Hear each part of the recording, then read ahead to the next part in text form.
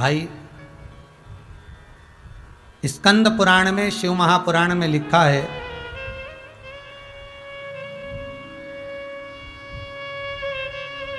कि वृंदा के सात्वित्व का हरण भगवान विष्णु ने करा, शंकर जी ने जलंधर के प्राणों को हरा। वृंदा तुलसी का क्यारा बनी।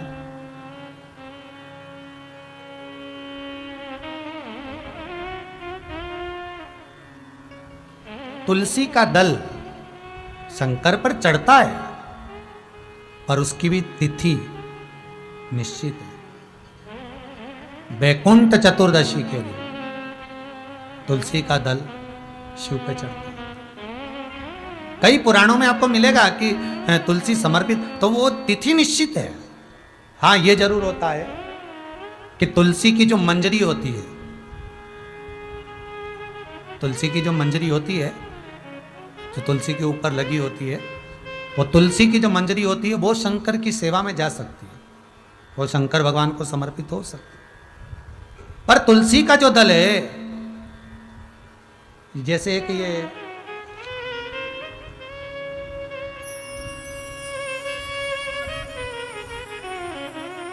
एक प्रश्न करा था ये भावना जी परिहार ने कि गुरुदेव, शंकर भगवान पर के तांबे के लोटे से ही जल चढ़ाना चाहिए, स्टील के लोटे से नहीं? प्रयास करा करो तांबे के लोटे से जल चढ़े। महाराज, इसी कुबेरेश्वर धाम की ऑनलाइन कथा पूर्व की श्रवण करिएगा, उसमें वर्णन किया था कि तांबे का लोटा जिसका मुख छोटा हो, गला लोटे का मुख छोटा हो, ऐसे लोटे से जब हम भगवान का अभिषेक या पूजन करते हैं तो उससे बीमारी समाप्त होती है, रोग छिन्न होता है। तांबे के लोटे से शंकर भगवान को दूध चढ़ाना चाहिए, नहीं चढ़ाना चाहिए?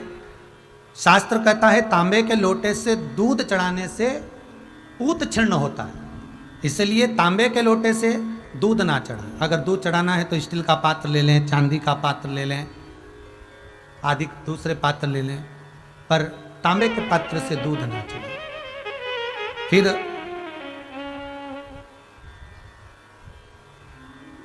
तुलसी के गमले में पानी बिना नहाए नहीं डालना चाहिए क्या? वैसे शिव महापुराण में एक बात अच्छी लिखी है और स्कंद पुराण में भी लिखी है कि यदि तुलसी और बेलपत्र, क्या क्या चीज, तुलसी और बेलपत्र बिना नहाए स्पर्श नहीं करना चाहिए। अगर बेलपत्र की पत्तियों को भी तोड़ना है, उतारना है, तुलसी के दल को भी उतारना है, तो बिना नहाए ना उतारें। स्नान कर लिया हो तो तुलसी के दल को स्पर्श करें, तुलसी को स्पर्श करें या बेलपत्र को स्पर्श करें।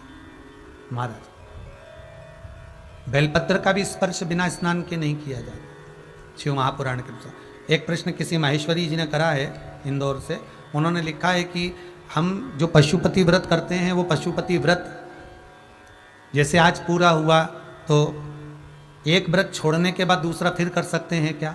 करो, मना नहीं है, पर लाइन से ना करें। थोड़ा 2-4 सोमवार उस व्रत को छोड़ दो, पूर्ण होने के बाद उसके बाद आप व्रत करेंगे तो उसका फल आपको पुनः प्राप्त होगा। देवताओं पर किसी भी चीज का दबाव नहीं होना चाहिए। व्रत करने का मतलब आप लोगों को मालूम होगा कि किसी कार्य को सिद्ध करना, किसी कार्य को सिद्धता की ओर लेकर जाना। गौर प्रभु और ब्रह्मदत्त शिव आराधना में डूबे। शिवलिंग का निर्माण करना, पूजन करना, अर्चना करना, आराधना करना और उस आराधना में डूबे रहना, ये गौर प्रभु और ब्रह्मदत्त मामा और भांजे। बहुत ध्यान दें। कभी जीवन में मौका मिले, पूरा परिवार जब एकत्रित हो, और अभी तो लॉकडाउन के अंतर्गत घर घर में पूरा परिवार है, कभी मौका मिले और पूरा परिवार जब एकत्रित हो तो मन में विचार कर लेना कि आज मन कर रहा है कि मैं मिट्टी का शिवलिंग का निर्माण करते हैं और उसको एक एक लोटा पानी सारे घर के सदस्य मिलकर चढ़ाते हैं। कभी मन कर जाए तुम्हारा, बैसाख का महीना चल रहा है, कभी तुम्हारा मन कर जाए, तुम्हारे घर में छोटा सा शिवलिंग हो, चाहे पारद का हो, स्फटिक का हो, मिट्टी का हो, जो भी तुम्हारे घर में, पत्थर का हो, नर्मदेश्वर हो, मार्बल का हो, पीतल का हो, जो तुम्हारे घर में हो, कभी तुम्हारा मन कर जाए कि बैसाख का महीना चल रहा है, बैसाख के महीने में शंकर भगवान को जल के पात्र में जल भरकर गंगा, नर्मदा, सरयू, छिपरा, तुम्हारा मन कर जाए, एक तसले में, एक पात्र में शंकर को रखकर सारी नदियों का स्मरण कर कर एक एक लोटा पानी बैसाख के महीने में शंकर को समर्पित कर कर देखिए, आपके मन की अभिलाषा के लिए।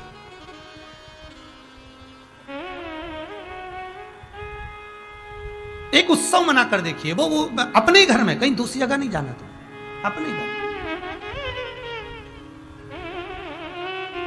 उज्जैनी में, काशी में, सोमनाथ में, मल्लिकार्जुन में, ओमकारेश्वर में, भीमाशंकर में, वैद्यनाथ में, सारे ज्योतिर्लिंगों में बैसाख के महीने में 5, 7, 11 कलश मिट्टी के, चांदी के भरकर, तांबे के भरकर लटकाए जाते हैं शिव के ऊपर, अलग अलग नदियों के भाव से, गंगा, छिपरा, नर्मदा, सरयू, सरस्वती, यमुना, सारी नदियों के भाव से, और वो बूंद बूंद पानी शंकर जी के ऊपर धीरे धीरे कर चढ़ता रहता है। क्यों? कहते हैं कि ये बैसाख के महीने में शंकर पर जो जल चढ़ता है वो मनोकामना को पूर्ण करने का होता है, रोग मुक्ति के लिए होता है, कार्य सिद्धि। जैसे आज सतवई अमावस्या, सतवई अमावस्या के साथ में आज है अन्नदान अमावस्या। आज की अमावस्या का वर्णन कितना कहा कि पितृपक्ष में जो अमावस्या आती है उसका भाग केवल पितरों को प्राप्त होता है, पर यह सतवई अमावस्या आज का दिया गया अन्न के निमित्त, अगर मालूम पड़े आप कहीं जाकर अन्न का दान नहीं कर सकते, तो अन्न के निमित्त से अगर आपने 1 रुपया भी निकाल दिया है और आपके परिवार में, कुटुंब में, कबीले में, मोहल्ले में कोई बिना खाया पिया, भूखा, तड़प कर अगर कोई चला भी गया है, बिना पानी पिए भी कोई चला गया है, बिना गंगा जल के भी चला गया है, तो आज का किया हुआ दान उस जीव को प्राप्त हो जाता है। इसलिए इसको अन्न अमावस्या भी कहा, सतवाई के साथ। ये केवल सतवाई नहीं, अन्न अमावस्या।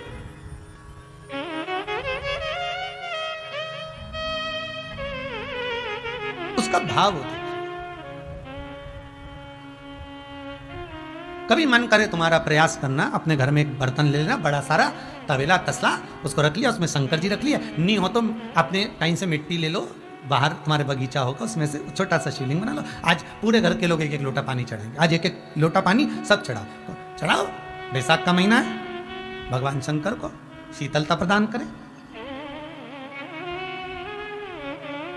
कभी मन आ जाए तुम्हारा, कथा सुनते सुनते तुमने चंदन घिस लिया, और चंदन घिसने के बाद आज मन कर गया कि कल या शाम तक कथा सुनने के बाद सब शंकर भगवान को चंदन का लेपन करेंगे, पूरे घर के लोग 1-1 उंगली चंदन, थोड़ा थोड़ा चंदन सब लगा। कथा सुनते सुनते तुम्हारा मन कर जाए, आज 1-1 चावल का दाना सब इकट्ठा कर लो, 7 लोग हैं, 7 चावल के दाने इकट्ठे कर लो, आज शंकर जी को कथा सुनने के बाद चावल का दाना चढ़ाएंगे। बैसाख